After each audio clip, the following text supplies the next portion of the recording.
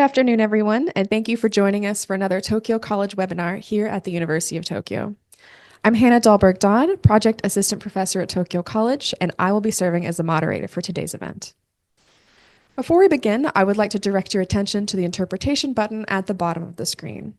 If you prefer to listen to today's lecture in Japanese, please feel free to select the Japanese button for live English to Japanese interpretation.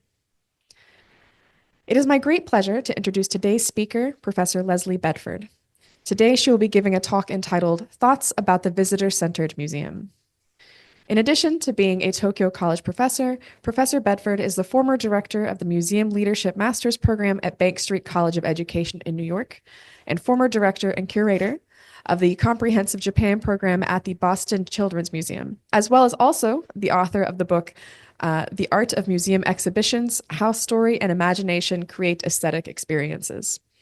Her current research interests include the importance of the somatic in the museum experience, what neuroscience can contribute to understanding the visitor experience, and the means by which museums can design experiences that might create feelings of empathy and commonality in diversity. For today's event, we will begin with a talk by Professor Bedford, after which we will hear a commentary from my colleague, Project Assistant Professor Yuki Terada of Tokyo College. Dr. Terada specializes in the cultural history of museums, specifically in a Middle Eastern Islamic context.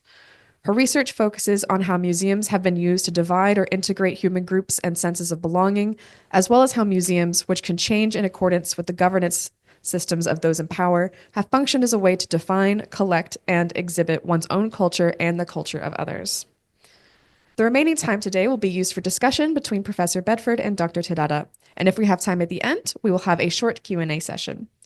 One quick note for the audience, please use the Q&A functions provided in the Zoom window to send us your questions. Professor Bedford, the floor is yours. Thank you so much, Hannah. I just want to start by thanking Tokyo College for this wonderful opportunity and the people, Hannah Dahlberg-Dodd and Yuki Terada, for agreeing to participate in this webinar. All right, let me get started here. Hopefully it's going to work. Oh. Okay.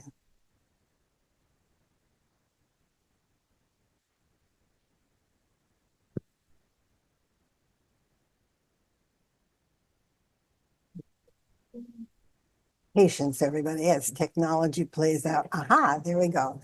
Okay, the title of my talk is Thoughts About the Visitor-Centered Museum. And this pithy and widely quoted phrase, at least in my field, from the late Stephen Weil, who was a deputy museum director and a lawyer and a scholar, has been interpreted in many ways over the years. Not all interpretations have been positive, and not all of them apply to museums outside the United States, which is where I'm from. Nevertheless, I think this phrase provides a very useful framework for thinking about some of the ways in which museums have changed over the years. I want to begin by discussing what the phrase has meant to me as both practitioner and scholar, what it means to privilege the museum visitor rather than the museum collections. Ultimately, it suggests a redefinition of the traditional meaning and purpose of museums, which is to collect, preserve, and display a collection of art or artifacts. To this end, Stephen Weil quotes Kenneth Hudson, who was the former head of ICOM, the International Council of Museums. He said, "The most fundamental change that has affected museums during the past half century is the now almost universal conviction that they exist in order to serve the public. The old-style museum felt itself under no such obligation. It existed, it had a building, it had collections and a staff to look after them. It was reasonably adequately financed, and its visitors, usually not numerous, came to look, to wonder, and to admire what was set before them. They were in no sense partners in the enterprise. The museum's primary responsibility was to its collections and not to its visitors." We are all familiar with many of the ways in which this focus on the for somebody rather than the about something looks. And I want to share a few examples with you, hopefully. Mhm, mhm. Okay.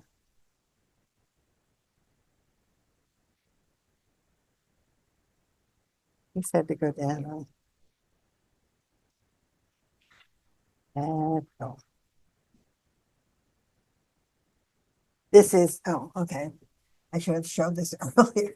This is Stephen Weil's wonderful phrase, from being about something to being for somebody. And this is the photo I wanted to show you. These, by the way, are very amateurish. They were taken mostly by me to illustrate a point. This is from the Tokyo National Museum. Museum visitors want to be comfortable. We all know the phrase museum fatigue.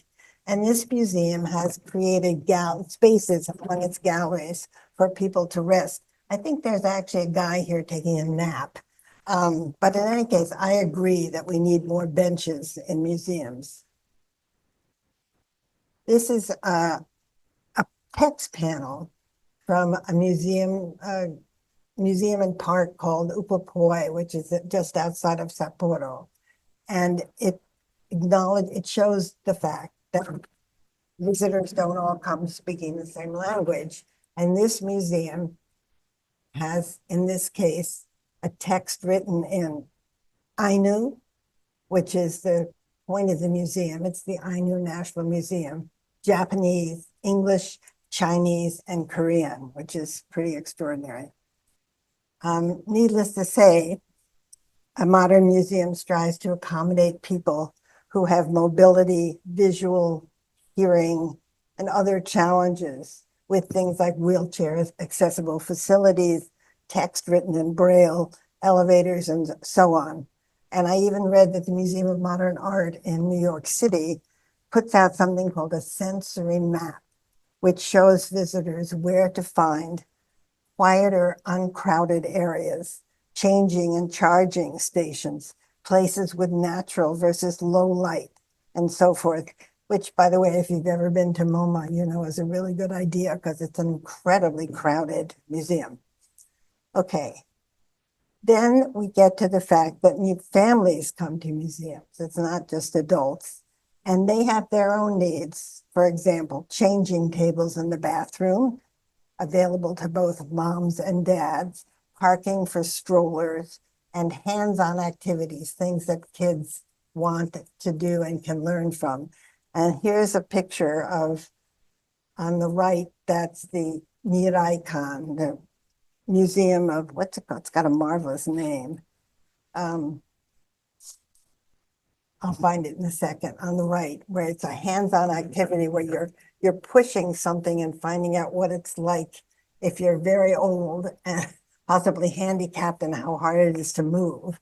And the one on the left is of a friend of mine showing a hands-on activity, which is about making your own necklace, traditional Ainu woman's necklace.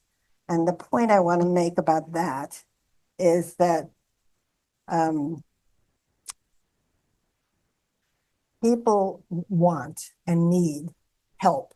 They want help in understanding content, and they want help in making sense of all these beautifully designed activities. And when I went to Upapoi, I saw this necklace activity, which I thought was really cool, and did it. And we were showing it to each other when I know afterwards, as we left, I saw a young girl who was probably 10 or 11. And she'd been standing in the background looking very uncertain. And she came over and did it herself. And I realized it would have been so great if there had been an educator or some kind of staff person there helping her make sense of it. So I think that's something people also need. This is the, let's see. Another thing is free or reduced admission. Museums can be very expensive and it can't be free all the time. Then there should be posted information about when it is. There should be times when it's open in the evening or on weekends. And of course, there are going to be gift shops and cafes. So the thing about museums, the thing about the issue of understanding audience and their needs is it's always interested me the most. However, it's not all these things that I've mentioned, important as they are, but speaking, engaging with what a very loved first museum boss I had was called the beginning learner. It's such a wonderful phrase because what he meant was the beginning learner, whether a 4-year-old or a 60-year-old. And the medium that I have personally found most fun and worth doing is creating exhibitions that strive to engage everybody, including the beginning learner. So this is, and the methodology that I defined and practiced is what I called working in the subjunctive mood. This was the title of my doctoral dissertation and came to mind because I was studying Spanish at the time. And like other Romance languages, Spanish has a specific subjunctive mood. English does as well. In Japanese, it apparently doesn't formally exist, but it means it's the mood of, I wish, what if? In other words, it's the mood of the hypothetical and the imagination. And the concept and phrase, for me, arose in part from examining my own and others' experiences in exhibitions. So finally, we get around to this photograph, which has been sitting here for a while. Years and years ago, when I was living here, I visited a place called the Edo Fukugawa Museum, which is a little place in Koto Ward. It to me was an early, but I thought terrifically effective example of how museums can create something called presence or the sense of being there. And the visitor here at this museum experiences an entire day in the life of this small neighborhood at the end of the Edo period. It begins, you hear a cock crow as the sun comes up, and you hear the sound of geta, wooden geta, click-clacking through the streets, and you hear the voices of shopkeepers and shoppers. And at one point, a storm comes up and blows through the town and then goes away. And then the sun sets and you hear the voice of the night watchman. It's quite magical. And it really helped shape my thinking about a major exhibition, which I worked on with a bicultural Japanese and American team called Teen Tokyo. It was a museum, it was an exhibition we did for the Boston Children's Museum in the 90s. It had a real subway car, which I will now hopefully find for you. There it is. Not a very good picture, but there it is. It had a real subway car in this Teen Tokyo exhibit, which was about Japanese youth culture at that time in the 80s and 90s. The car was donated by a Kobe subway company, but because it was inside a museum, it couldn't move. The doors couldn't open and close. So there it was. But we had recorded the sounds of an actual subway, and we'd done everything we possibly could to make it feel real. And one day I'm standing there observing, and I see this small boy step out of the subway, sort of staggering, as if he had come off a moving platform. It was just a wonderful moment. And I thought to myself, we did it. We've helped spark this kid's imagination. He's been on a Tokyo subway car for a little bit. And so that became like the Edo Fukugawa Museum points for me, ways of thinking about how to do exhibitions.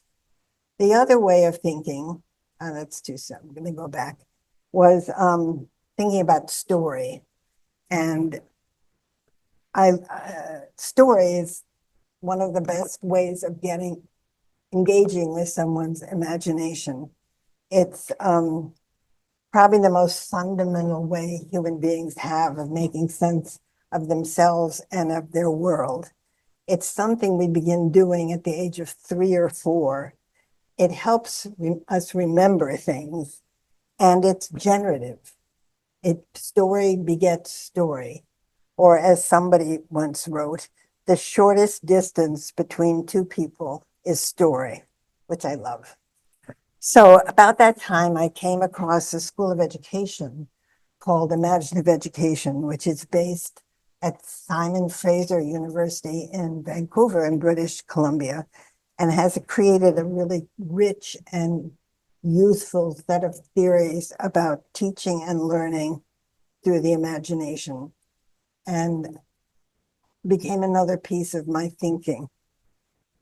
One of its founder, Kieran Egan, actually wrote a book called Teaching is Storytelling. So if there are any educators out there listening to this talk, I recommend that you take a look at it. It's quite terrific. And finally, story engages our emotions. I don't know when curators first acknowledged, maybe it didn't work like that actually, that art and artifacts and exhibitions can be emotional experiences as well as intellectual ones, but they clearly can be.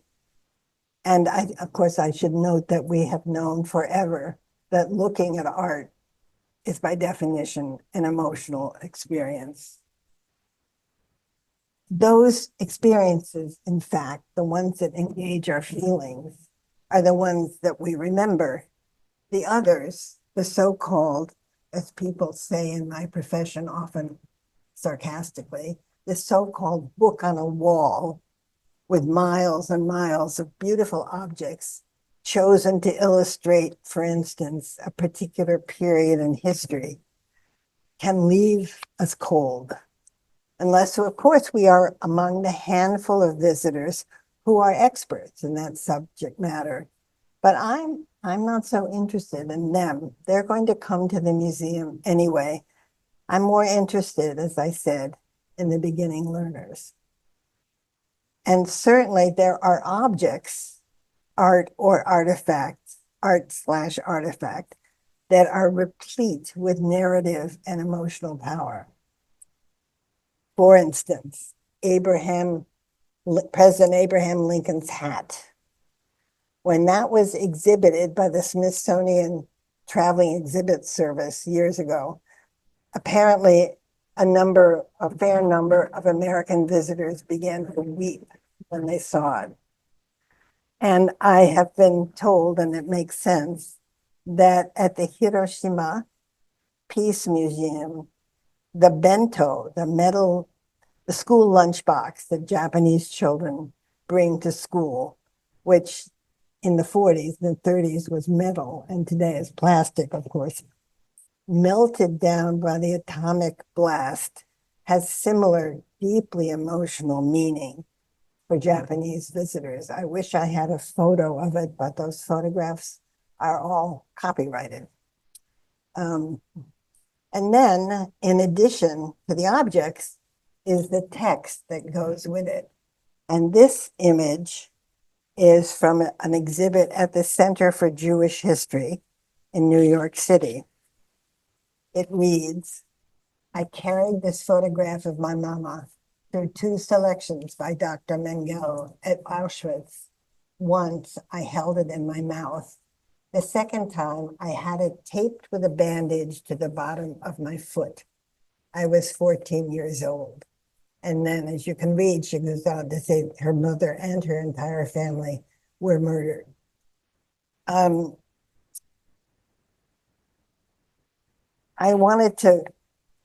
what I want to say about that.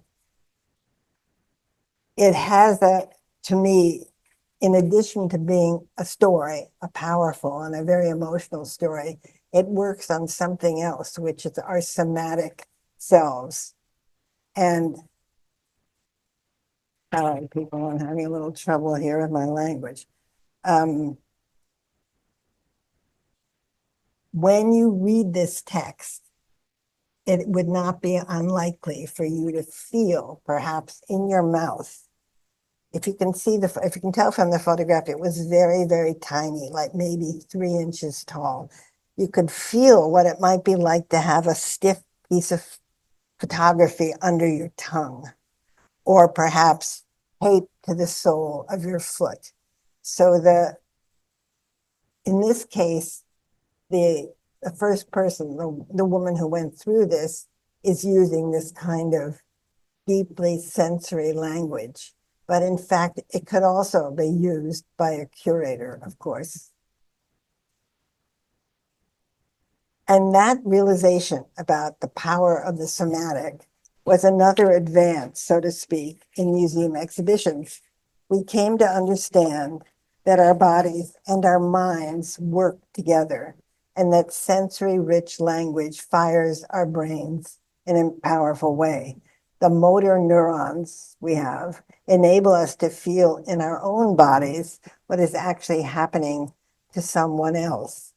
And years ago, I went on a visit to the Lower East Side Tenement Museum in New York City and was going on a tour with a group of one of the recreated tenement apartments there. And the educator who was taking us had us stand outside the building looking up. And then she said, now, bend down and reach up your petticoats and step carefully over the dead horse carcasses and dirt in the street. And she lifted up imaginary petticoats. I think she was wearing blue jeans. And when she did that, I felt in myself what it was like to pick up long skirts and move forward. It was quite wonderful. Anyway, museums have been working with neuroscientists to better understand this and other experiences. For instance, right now there's research at MIT and in Cambridge, Massachusetts, on what happens in our brains when we look at art.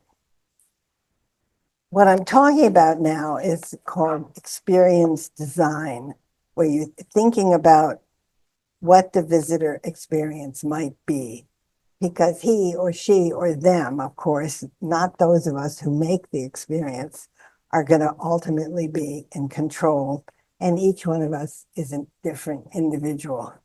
And this gets me to the concept of participation. The head of the European-based and highly respected and influential organization called Museum Next had this to say, and I quote, "The audience is central to much of what a museum does, and visitor surveys and audience segmentation have over the past decade improved our understanding of the people who walk through our doors. In terms of the audience being the receivers of a performance or service, audience does not seem like the best way for us to describe the modern museum consumer. These are people who live increasingly digital lives where they are not spectators, but active participants, positively engaged through outreach programs and projects. While it is unlikely that the use of the word audiences will change, I think it is useful for us to think of the people who choose to interact with museums, either digitally or making a visit, as participants. Whether you are planning a new exhibition, website, or marketing plan, thinking about how you can engage with your museum's participants rather than audiences will give you a different mindset.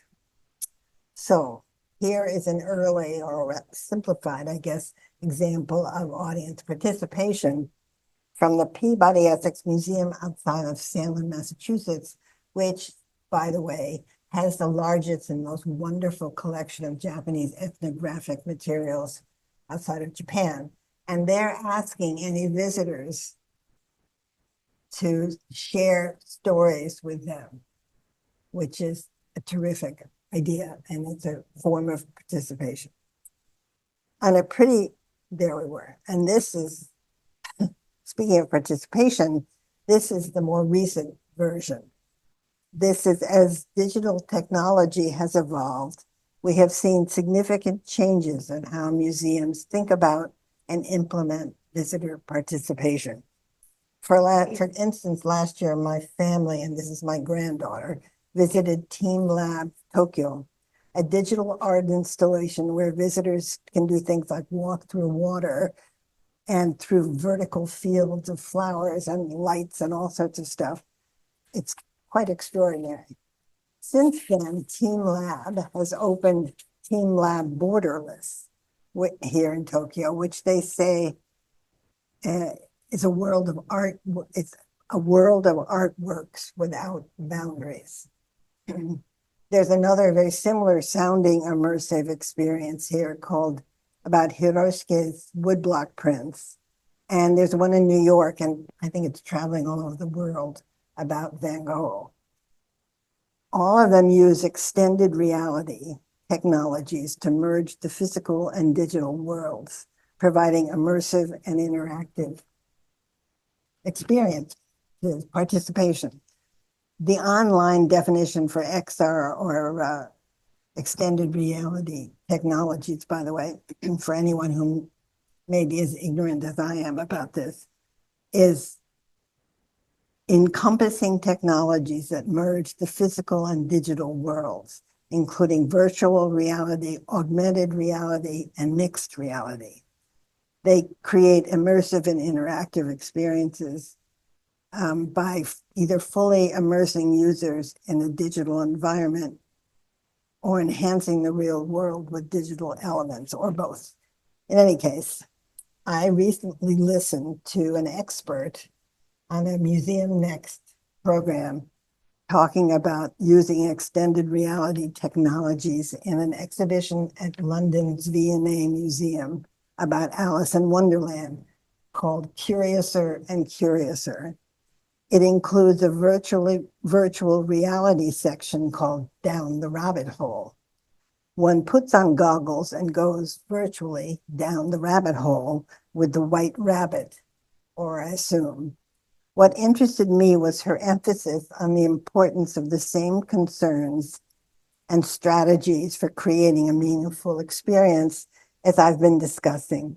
Know your audience, for instance. Don't expect seniors to be as comfortable with technology. Develop a strong storyline. Stories engage the imagination, spark memory, and generate ideas, as I've said. And it's surrounded with exhibition elements that provide memorable context. So this is back to Upapoi in Hokkaido, where they are using a lot of interactive technologies. But it seems to me, my impression was in a far less corporate and more meaningful way than I saw at some place like Team Lab Tokyo. Oops, where are we?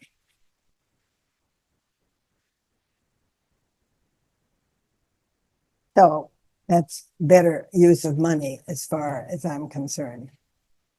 By the way, I have so many images from this museum in Hokkaido because I just went there and thought it was quite wonderful. Finally, I need to at least mention a couple of relatively recent and extremely significant definitions of participation. The first is the way that museums are finding to welcome and work collaboratively with communities traditionally left out of the national narrative, and certainly out of the traditional museum world. Upapoi is one example, as that it's about the Ainu people here in Japan. Another, when it opens, hopefully soon, will be the National LGBTQ plus museum in New York City. There are many such all around the world. And secondly, how museums are inviting visitors to become aware and grapple with major social issues like climate change.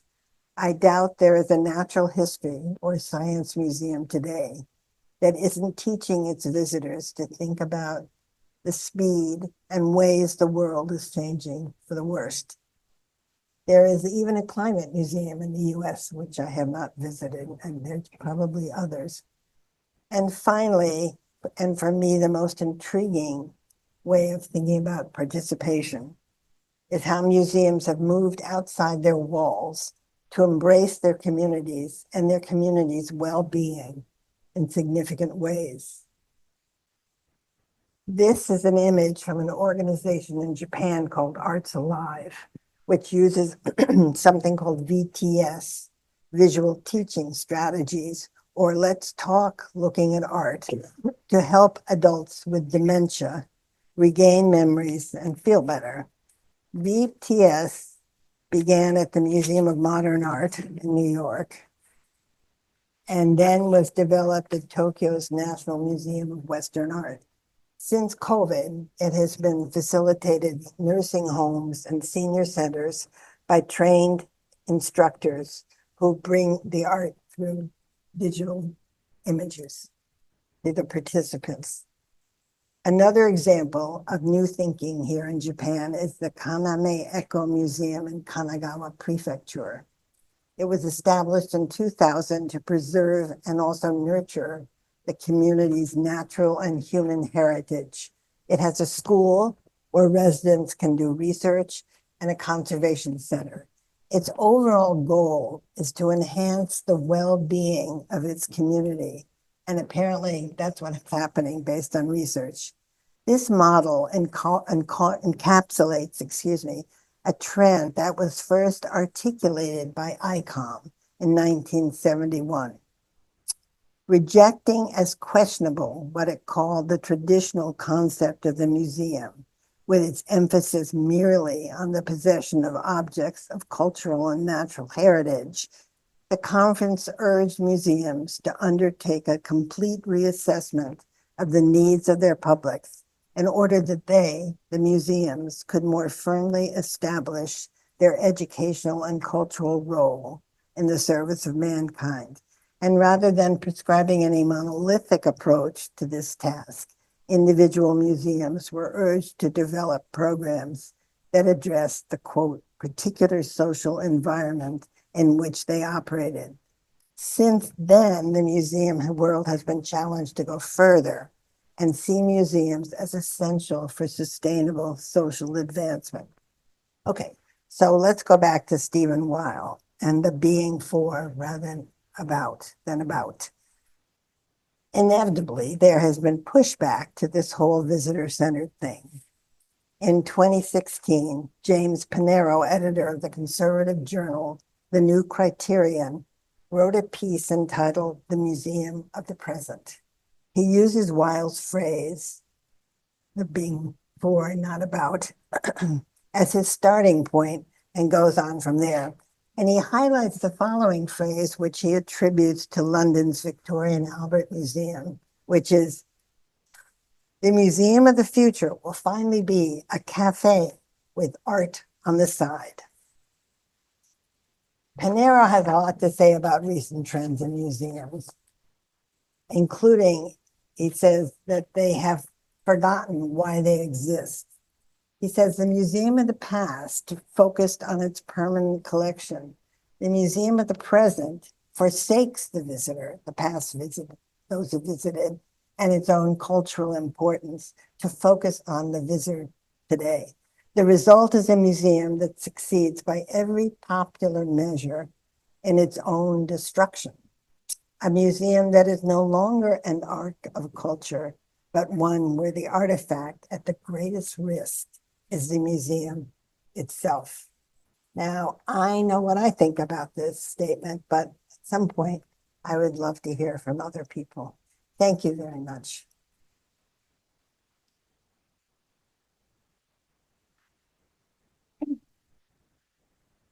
No,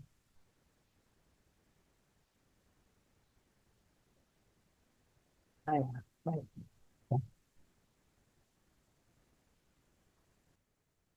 Well, thank you very much, Professor Bedford, for your fascinating thoughts on how a focus on user experience is beneficial to both museums and society as a whole, how the museum experience can be made more accessible, and some of the current innovations in that area. I like where things are going. I particularly liked your use of the phrase subjunctive mood. That was very interesting. We will now move to a comment from Dr. Terada. Dr. Terada, please. Thank you so much for your insightful lecture, and thank you so much for your introduction. So let me share my screen and I will begin my comments.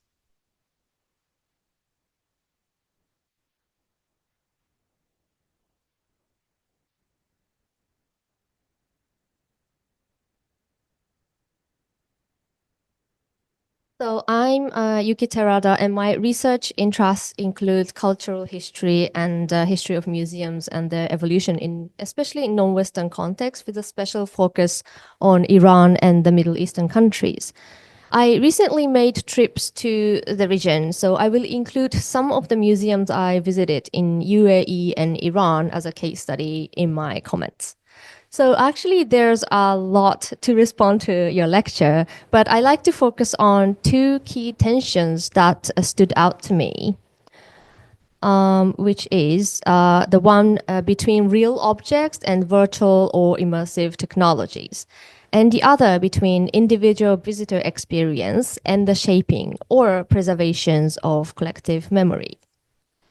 So starting with the discussion of real objects versus virtual reality, I was really struck by the examples of Lincoln's hat or the melted bento boxes from Hiroshima, which I also saw and very had an emotional connection in Hiroshima when I visited when I was at the school, high school. So these are the objects that have the power to move people deeply, and precisely because they are real. And their material presence connects us viscerally to a moment in history, evoking not just empathy, but a kind of embodied witnessing. And that tactile sensorial connection is something virtual environments can only try to replicate, I think. And yet, virtual and extended reality technologies, like those used in TeamLab or Alice in Wonderland show that you introduced to us today, clearly offer new modes of engagement. And these immersive experiences attract different audiences and allow for creative and even playful interpretations of narrative and space. But I wonder, do they risk overwhelming the object or even replacing it entirely?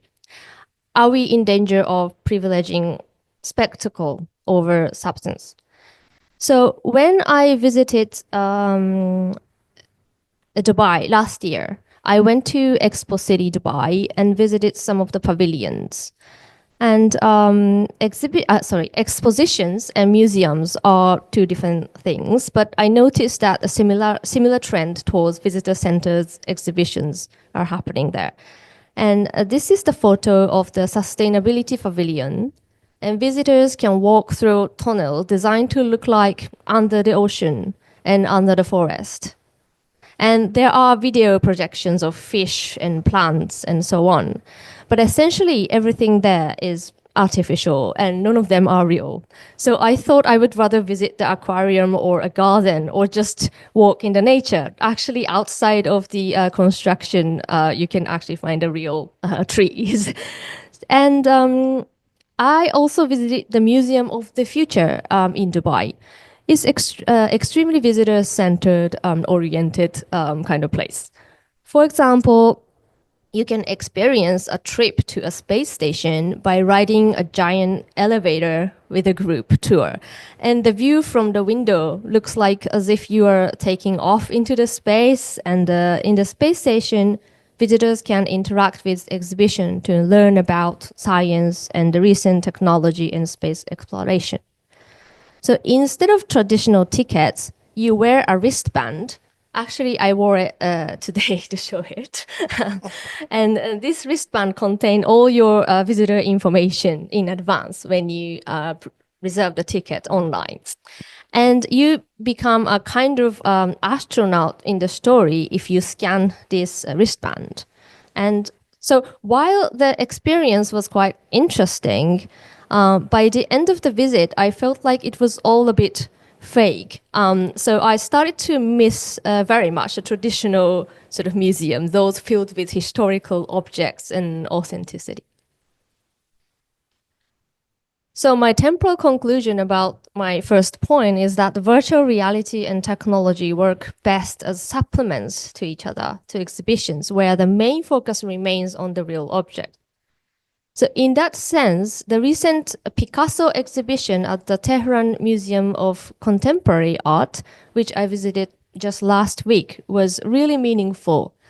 So let me talk briefly about that. The Tehran Museum of Contemporary Art was built in 1977 under the Pahlavi regime, which promoted rapid modernization and westernization, and a close friend of America. And the collections of modern and contemporary art was established with the help from American curators and international curators and museum professionals. And however, after the 1979 Islamic Revolution, which overthrew the Pahlavi regime, the museum underwent a major changes. However, long story short, to these days, it is still managed by the Ministry of Culture and Islamic Guidance, and still operating, and still they are showing the collection from 90s, 70s as well. And interestingly, in recent years, especially after the pandemic, the museum has gone viral on social media and gained huge popularity among younger generation. And now it is becoming a trendy place to take selfies and upload it to Instagram instantly. And there are even long queues outside the building to enter. So it's very, very popular.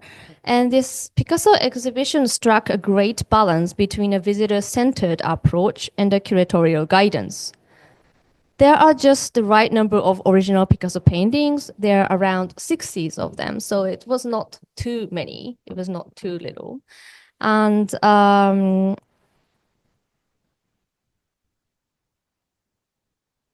then there was also some reproduction of his paintings, such as Guernica, since the original one is in Madrid, and along with a short video. And there's also a seating place inside the gallery for resting.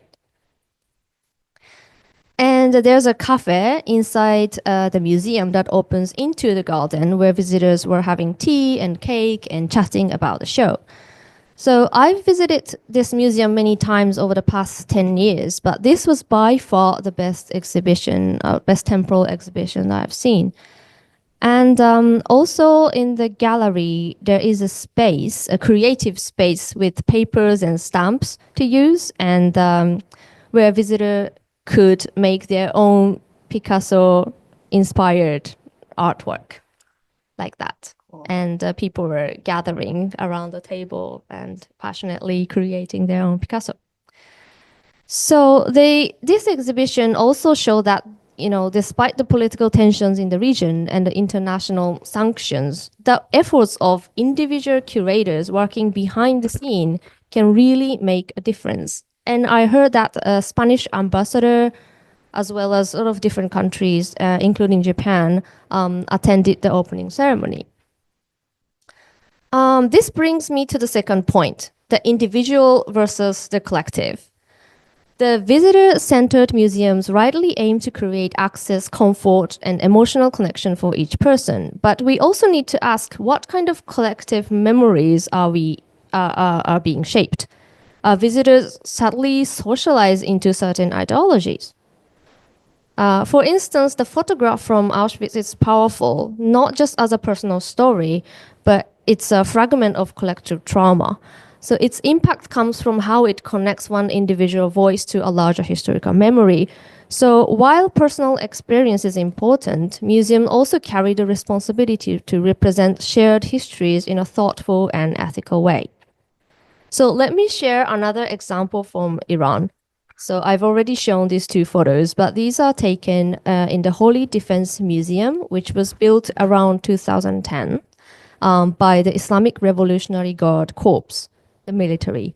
And it tells the story of the Islamic Revolution and the Iran-Iraq War, which started in 1980 and ended in 1988. The war is presented as the imposed war or the holy defense, and the soldiers who died are honored as martyrs. At the end of the exhibitions, visitors walk into a replica of the shrine of Imam Hussein in Karbala, which is in Iraq, which symbolized the path of martyrdom for Iran's Shia Muslim fighters. So the photo of the right side is the replica of the shrine. And outside the museum, you'll find real tanks and missiles used in the war. And here is the picture of the 5 cars, which used to belong to Iranian nuclear scientists who were assassinated. And these cars are said to have been bombed by the US or Israel. And the scientists are portrayed as martyrs who died for a country. So as you can see in the picture, this is the real car. And I was honestly quite shaken by this part of the exhibition. It is, I think it was the motor neurons that you introduced to us, the physical sort of connection. I could feel the pain and so on. So first on the individual level, seeing destroyed cars close up was emotionally very intense, and it made me think about the pain of death and the sadness of the life loss. But the second, on a collective level, this event is very recent within the past decade, and I don't think we've had enough time or space to fully process it yet. And especially considering the US-Iran diplomatic talks are still going on, this kind of exhibition brings up immediate feelings of anxiety and frustration. So this experience made me realize that emotional connection can be a powerful tool for learning, whether it's about history, science, or art. But when emotionality becomes part of a collective memory narrative, it can also become problematic slightly. And we can't forget that the museums are not just about education or entertainment. They can be very political tools. And especially in the war museums where allies and enemies are clearly drawn, visitors can be led to take sides rather than reflect more critically on violence as a whole. So personally, I believe that the museum at its best is a hybrid space, a careful balance between being visitor-centered and curator-led. It should create room for imagination, emotion, and personal engagement, but it also needs to ground us in the complexities of memory, history, and collective identity and our present situation. And maybe the real challenge of museum work today is learning to hold these tensions rather than trying to solve them or trying to reach to just a single conclusion. So before I finish, I want to show you one last image. This was not taken in the museum. It was a street wall in Kashan, which is in southern Iran. It was one of the most curious things I have ever seen. And if you look at the picture closely, there is a mummified body of a cat with a sign saying that it belongs to Nasser al-Din Shah Qajar, a king from the 19th century. Actually, this king was very famous for loving his cats, and the cat also has a servant. So maybe it's a lie, or maybe it's real. Of course, we have no way of knowing it, if that's true or not. So it's left us to our imagination. So I think not just museums, but our societies in general are becoming too obsessed with facts and accuracy, and we are losing kind of sense of imagination and creativity slightly. So that random street display was a great reminder that sometimes museum without a wall is very interesting, and the line between truth and fiction can open up space for wonder, and that's also valuable. Thank you so much. Who goes next?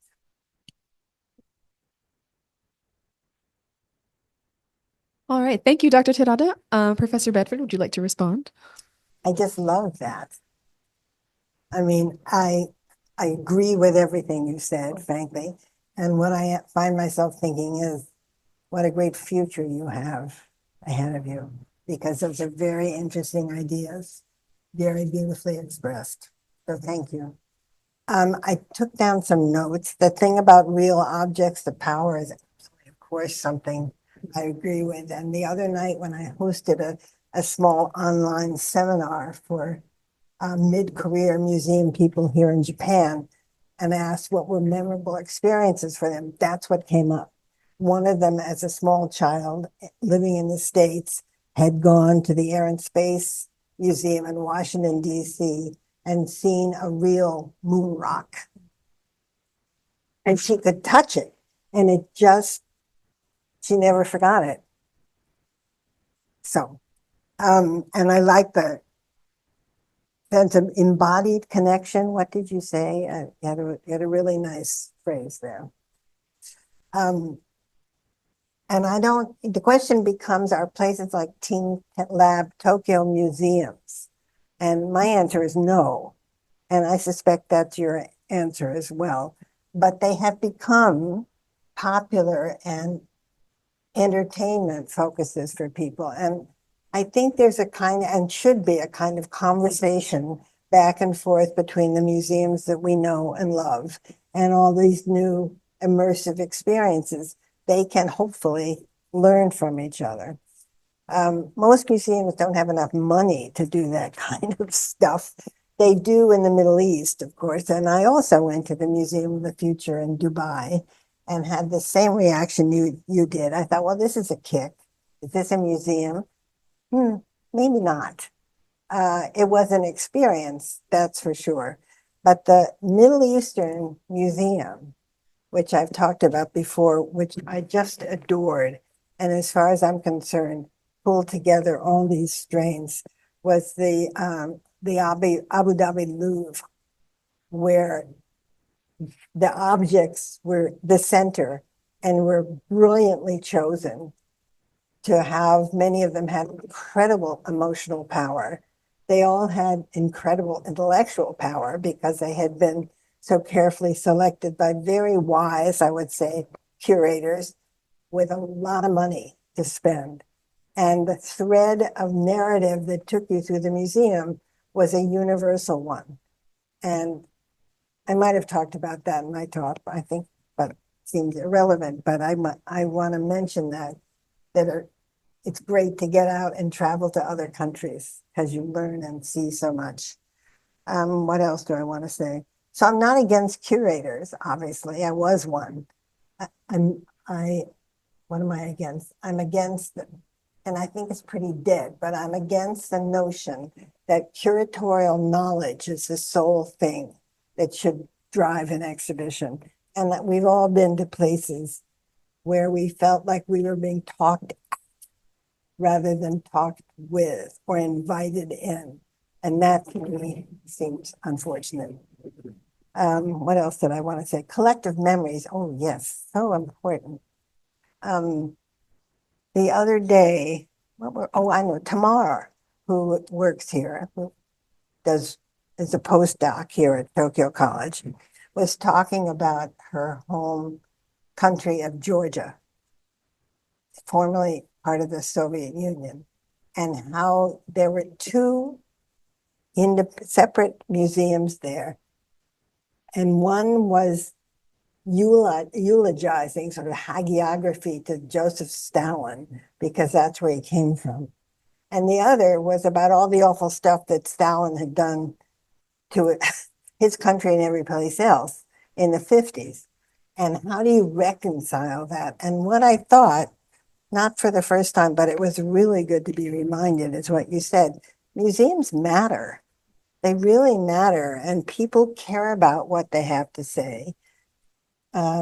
Sadly, in the United States right now, the current administration is working very hard to destroy, as far as I'm concerned, many American museums because they don't like the fact that they're telling the truth about American history. And they wouldn't care if it weren't so critical. So you've hit on, I think, so many important points.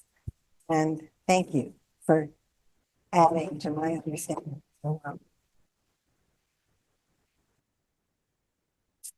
That's all I have to say.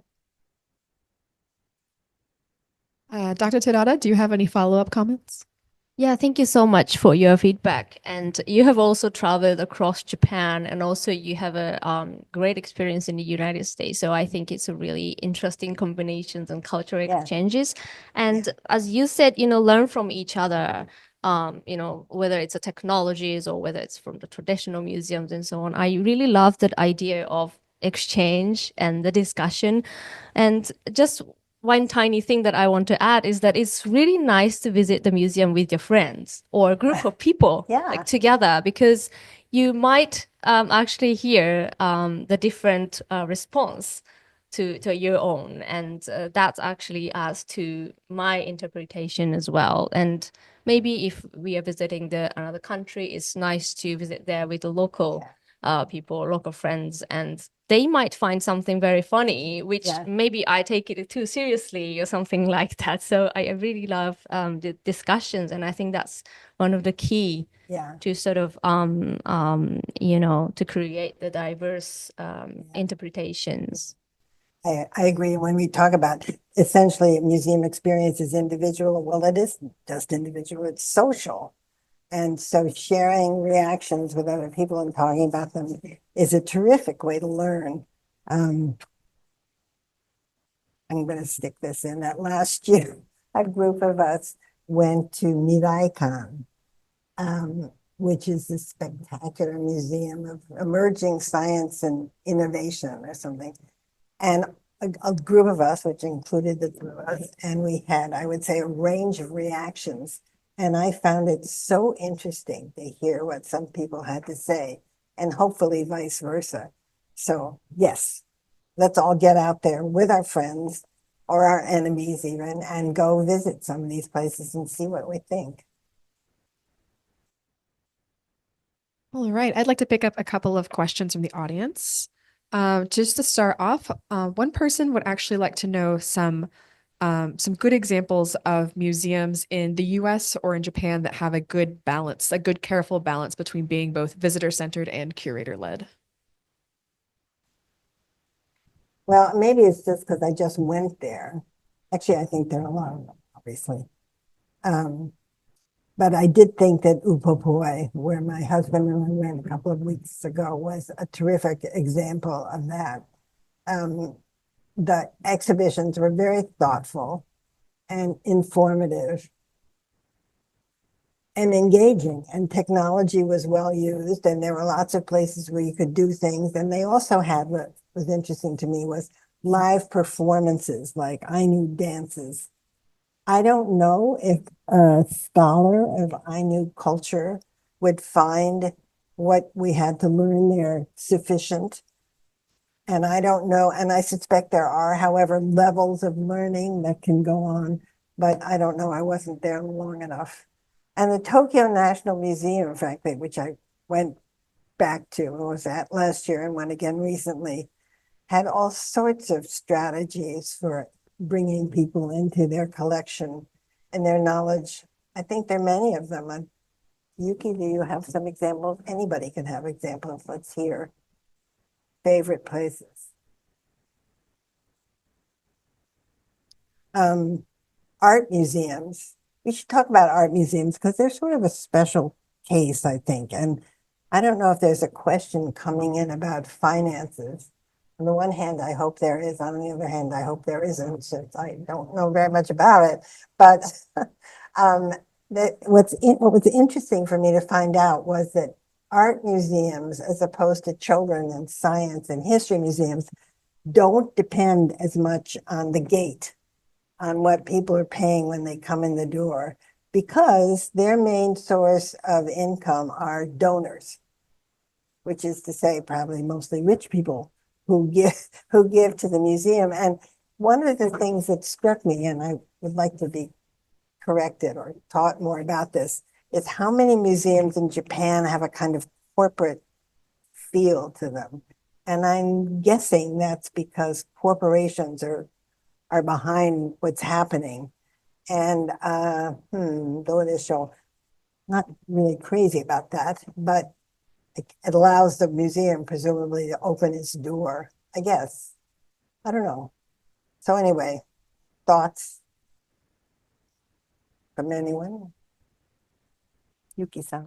In relation to the art museum, I recently went to the Artisan Museum, which was very much recommended by your colleague as well. And I was really happy to see both the temporal exhibition and the permanent collection. So I really like the idea that the art museum have both, because I think the temporal exhibition as much to say and much to narrate from the curator's side, because they need to create a theme and try to narrate some kind of stories according to the theme. But to see the part of the permanent collection, I think you can just create your own stories, and the curatorial side is kind of behind the scene. And Yeah. also, I forgot to mention about the QR code, the use of the QR code Yeah. in a lot of museums these days. Yeah. And when I see that also in Tehran in a Picasso exhibition, I was quite happy, because if I want to read more about it or know more about the knowledge from the curators, I could just access it after I go through every gallery, That's a right? great point. That's terrific. And it's like audio, what are they called? Audio guides, which enable you to get as much information as you might want. Yeah, that's terrific. We recently went for the first time to the Tokyo Museum of Photographic Arts in Ebisu, and it's dynamite. It's a stunning space. And it had two temporary exhibitions, but the permanent collection pieces of it were up on the third floor, and they were just phenomenal. I don't think a museum can exist, to be honest, without temporary exhibitions, changing exhibitions. Nobody's going to come unless they're completely in love with the collection. So that's what I think. Any other questions or we? Yes, we do have another one. Good. So this is kind of a sort of a basic question, but you've kind of something that's come up in the discussion is this idea of a museum that's not quite a museum, but really more of an experience. So for those of us who aren't museum experts, what exactly is a museum? What purposes does it serve, and for whom? Oh my goodness. What a good question. I was afraid somebody was going to ask that. I don't have a I don't think anybody does now. I mean, I think reading this piece by Stephen Weil, which is an old piece, but nonetheless prophecies many things that were to come, much about the future. And what has happened is that museums over time, at least if you look at his perspective, and that is of icon, and professional associations. In the States, it's the American Association of Museums, and each category of museum has its own association. There's a youth museum group, and a science museum group, and a history museum group, and so forth. I don't know if that's the case here. My impression is that it's not. That there is a side that people I've met, if they want to go to for example, a professional meeting, will go to ICOM. And ICOM is held, because it's international, it's held at various places around the world. It was here in Kyoto not long ago, but otherwise, the next one is maybe in Singapore.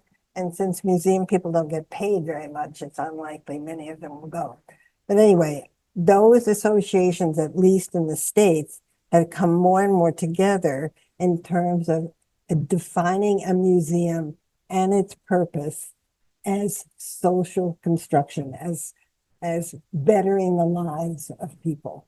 And in fact, there's been research done by an old friend of mine who lives in Scotland, the ways in which museums contribute to the well-being, not only of individual visitors, but of the community at large, which I found so interesting. I mentioned this the other day.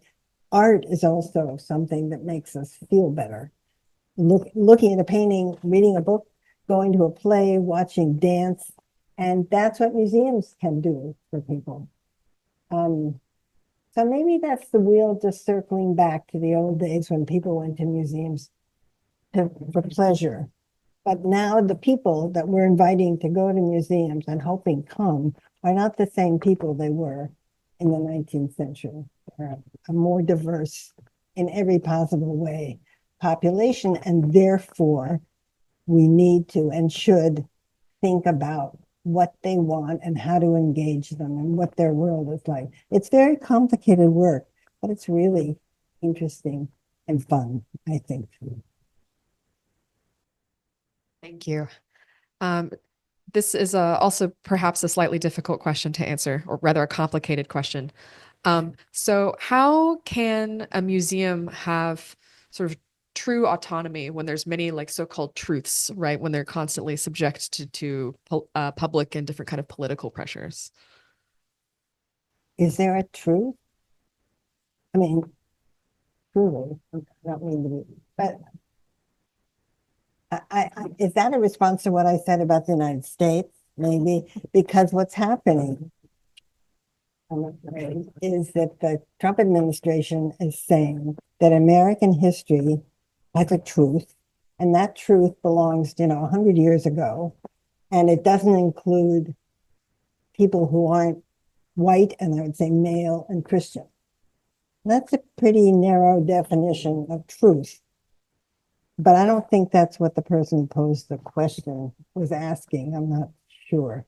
But the idea of what you said something, and I've sadly forgotten what it was. But what I find interesting in terms of thinking about this and of exhibitions as art, which is where I got to with my doctoral work, is, and it's true for writing, actually, which is what I'm doing now.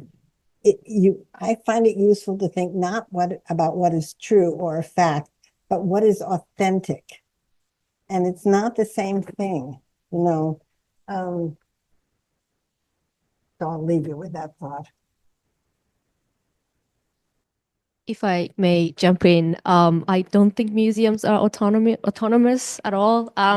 Since the beginning, I think it's related to power and authorities. And even if it's private, there's a powerful individual with a lot of financial ability could narrate the story and curate the story. So yeah, I don't think it's an autonomous institution. Never has been and never will. As a kind of a related question to that one, when you have, for example, like in the Museum of Hiroshima, when you have a story in the museum exhibit that's meant to elicit some sort of kind of affective response, right? There's that, as you mentioned, there was a danger of kind of being kind of not really swayed, but affected by a particular ideology. Is it possible to strike a balance within that story to make multiple perspectives available, or is that kind of something that will happen naturally when you have something that is meant to elicit an emotional response? My first thought, as you said that, was think that we who do museums and exhibitions have a kind of arrogance in that we think we can decide how people are going to react, and we can't. People react the way they react, and the way they react has a lot to do with, right, who they are. It has everything to do with who they are. So we can only put out things that we think have all sorts of criteria for them. And hope, which is me, hope that people respond in a variety of ways. Because as I just said, I don't believe a whole lot in truth. I mean, Truthy is what Truthy was a Saturday Night Live. Anyway, those objects like the bento box or Abraham's Lincoln's hat or any millions of others like the wall you saw, they're not telling people how to behave or what to think. They're saying, here's some things for you to respond that you will find interesting, that we know are deeply human, and go for it. Enjoy, think, feel, talk. That's what I think museums are good at and should be doing. You want to answer? All right, so the next question is actually directly for Dr. Terada. Someone would like you to elaborate on one of your comments at the end, how facts and accuracy are replacing wonder and imagination in a museum. And they would like you to expand more on why fact and accuracy being held with more significance is not ideal.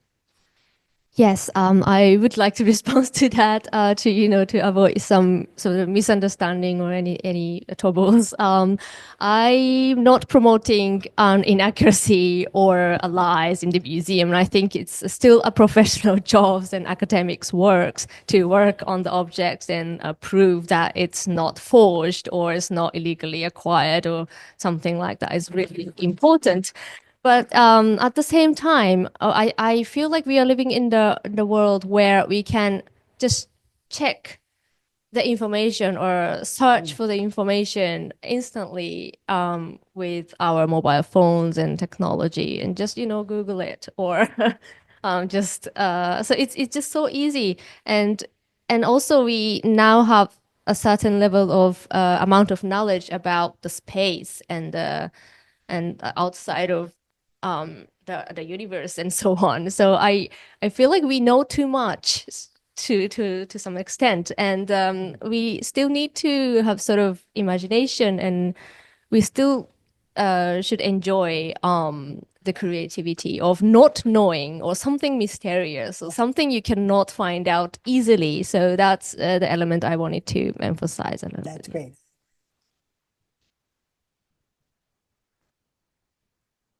We have another question about just the idea of being visitor-centered. Um, this viewer is talking about how when you have like it in the idea of being visitor-centered, right? In order to accommodate a variety of visitors to the museum, right? You generally have multiple languages available, many different kind of ways to interact with the exhibit. Sometimes, more than 10 different types of guides and stuff. And they say that they have heard, people discuss how it doesn't really matter, what they do for the museum, they're always going to get, complaints about this experience is missing something or this kind of person can't interact with it. So that makes it difficult for, something to really be visitor centered, and that something will always kind of remain a problem. Is there a way that we can kind of deal with that, or is there anything someone can do? I'm wondering if the person who asked that is somebody who works in museums and is feeling kind of fed up with the constant complaints that land on their desk. There's a category of museum staff called visitor services, and the other ones who are typically welcoming you at the ticket desk and hearing that sort of comment. Their job is take care of visitors. I don't know. I guess I think many people are just cranky by nature. uh, I don't have an answer for that. But I don't work in museums now. I used to, and I think about them and I go to them a lot, but I'm not dealing on an everyday basis as I used to with all of that stuff. And I'm very sympathetic to people who are, and also, frankly, many museums have had to cut back on their staffing, and that puts pressure on those who are there already, and many of whom are quite young and not very experienced. But here's an example. I don't know if this relates. A former colleague of mine from a children's museum said that they were training their staff in going through the experience of becoming, the museum is a children's museum. So coming to a museum with children, pretending that they were starting at home, what are all the things they'd have to bring, and think about like snacks, or all of that stuff, warm coats, so that by the time they get to the museum desk, they've already had it. It's already been tough. And how should the museum then think about welcoming them? And I just thought that was brilliant. And probably not a lot of places do that, in truth. Yeah. Thank you for that. As a person with two small children, many museums can be Oh, a yes. task. Oh, God, good for you for even trying. So if I may, I also have a question. Although I'm not sure that there's a particularly like one good answer for it. So kind of from a linguistics perspective, I always notice when museums, particularly history museums, have incorporated something about kind of language history into their exhibit somewhere. So, for example, when I went to Yogyakarta, they had a museum there that had a large exhibit on the Javanese script, which has been falling out of use. More, the Latin alphabet has been used more, and it really had this sort of like, this was the script we had in the past.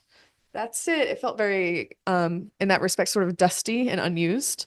Yeah. Compared to when I went to Kyoto to the Kanji Museum. The Kanji Museum is awesome. I didn't know about the Kanji Museum. Highly recommend the Kanji Museum. It is a great experience. I would love to go to the. It's spread across 2 floors. So on the first floor, it walks you through sort of where kanji came from, how they started being used in Japanese. There's a little place where you can practice writing your name using manyogana when they were used like just phonetically rather than for meaning. Mhm. And then you go upstairs and it has a bunch of kind of different sort of interactive activities for a variety of ages that look at different sorts of kanji, including like dialect specific kanji. They have them by level. But it really made, I mean, obviously kanji are still being used, unlike Javanese script, but it really made it feel very alive. Yeah. Like, I feel like you could actually get something out of it, even if you only have like an elementary school understanding of kanji. Compared to, in some language preservation circles, there have been talks about using like large language models to kind of simulate a speaker of a language for which there aren't a lot of speakers left. And it, on the one hand, it kind of brings about like the sense that you're using that language or you're talking with a speaker of that language, but it has this artifice, right? Yeah. It's technically text without an author. Right. Versus, something like the Javanese exhibit where it's like no one's using it. Here's what they looked like, the end. Yeah. Is there a way to kind of to strike that balance between like total artifice versus letting something kind of like languish unused? I would have to think about that a lot longer than the next minute and a half. But to tell you the truth, I have a feeling you may have an idea about that. What would you Not like to really. have seen with the Javanese old text? I wish I could have practiced using it. Kind of like I can do at the Kanji Museum, So there you go. Okay, so you got one answer. I also need to think about it a little longer. That was the first thing that came to mind, though, is I want, that hands-on Yeah. sense to it, but I also want it to feel like authentic. You want to be respectful know. also of the fact that, yeah. No, that's a really cool question. What I was thinking, sorry, not about Japanese languages, but about how many little museums there are in this country dedicated to a single topic. Like this weekend, we're going to Kansai. Thinking, can I take a train down to the Kanji Museum? But anyway, I'm going to go to Minpaku, which is this huge anthropology museum, and maybe to something called the Coffee Museum in Kobe, which I've been told is actually pretty good. And I think there's one here in Tokyo dedicated to poop. Yeah. So are other countries like that? I don't think the one that I'm most familiar with, as far as I know, we don't have a zillion little museums like that. And I don't know if that's about funding sources. I mean, for instance, not long ago, there was a decision made that each neighborhood, at least in Tokyo, should build its own museum. And that's why there's the Shitamachi Museum and the Edo Fukugawa. Anybody have an answer for that? Why there's so many individual topic-specific places to go here to learn about something like coffee or poop or kanji or. I'm not sure, but I think a lot of people are quite interested in learning specific things, and I think in Japan it's part of the culture to go to the museum. So I think people are interested in visiting the museum in general. So I think Okay. that's part of the reason. And also, I just want to add this kind of kawaii culture in Japan really helps to boost the museum visitors' activities. I think like in a museum shops or the characters that created out of poops and everything can be kawaii in Japan. And I think that's really helpful and quite unique here. That's a major contribution you just made to our understanding. That's great. Yeah. At some point, one begins to feel like there's enough kawaii to last a lifetime. But I'm not Japanese, of course. I think we're. Oh, sorry, that's your job. We do have another question. So how would you, or in general, like how does a curator in general approach the designing of a visitor-centered exhibit? What would you begin with? There's a term that's been used for years called the main message. What is the main message? Why are you doing this in the first place? What is a story that for whatever reason you think needs to be told? And that's what you start with. And if you're working with a really good designer, which I've been lucky enough to do, he or she helps you begin to think about that. It's going to be more than one thing about you. It's a series of ideas in a visual and a spatial way. Years ago, I did an exhibition called Choosing to Participate, which was about periods in American history when people had to decide whether or not they were going to help other people or stand back, whether they were going to go inside, go into the circle of, no, I put it another way, whether they were willing to expand their circle of obligation to include other people. And some of the examples were things like from the American Civil Rights Movement and stuff. We had no money to do this.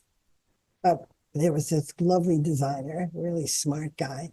And what he came up with was so obvious that I would have thought of it, was a series of circles that illustrated, hopefully on some sort of subterranean level for people, what we were talking about.